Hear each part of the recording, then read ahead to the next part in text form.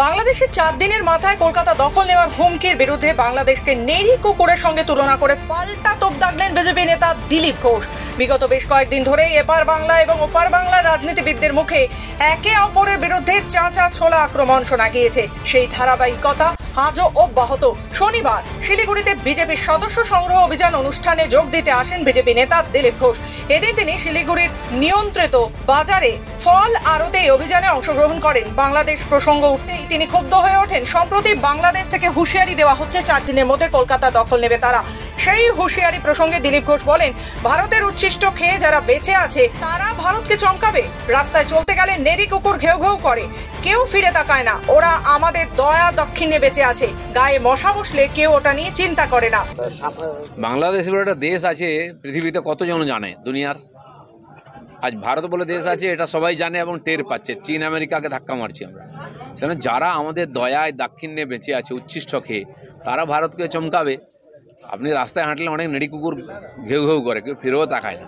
আজকে যারা ওরা নেড়ি কুকুরের মধ্যে চেঁচাচ্ছে, ওখানে আমাদের এঁঠো খেয়ে বেঁচে আছে, এটা মনে রাখতে হবে বাংলাদেশকে। এখান থেকে জল না গেলে শুকিয়ে যাবে।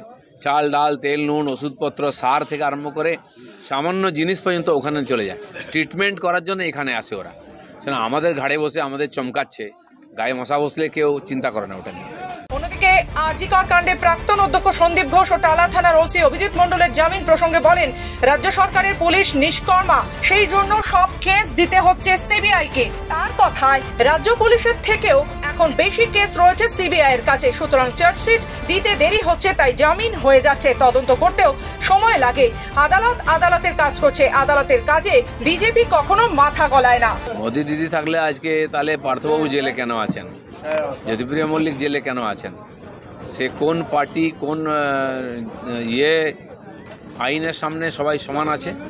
আর ভারতীয় জনতা পার্টি না আইনে হস্তক্ষেপ করে, বরঞ্চ আইনকে সংরক্ষণ দেয়।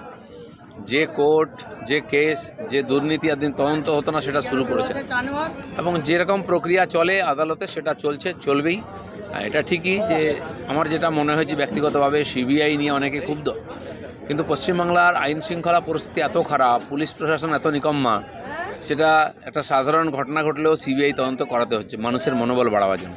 তো সিবিআই ইডির উপরে এত চাপ, পশ্চিমবাংলার পুলিশের চেয়েও বেশি কেস ওদের কাছে। তো তাদের তো সারা দেশের কাজ করতে হয়, তাদের কাছে এত জনসংখ্যাও নেই, তাই অনেক কেসকে তারা সময়ে শর্ট আউট করতে পারছে না, তথ্য তদন্ত করতে পারছে না, সেই জন্য দেরি হচ্ছে। এবং এই ধরনের কিছু ঘটনা ঘটছে যেগুলো জামিন হয়ে যাচ্ছে ইত্যাদি, উপযুক্ত তথ্য ইত্যাদি না আনার জন্য সময়ের মধ্যে কোর্ট তার কাজ করছে। শিলিগুড়ি থেকে কৃষ্ণা দাসের রিপোর্ট, খবর বাংলা।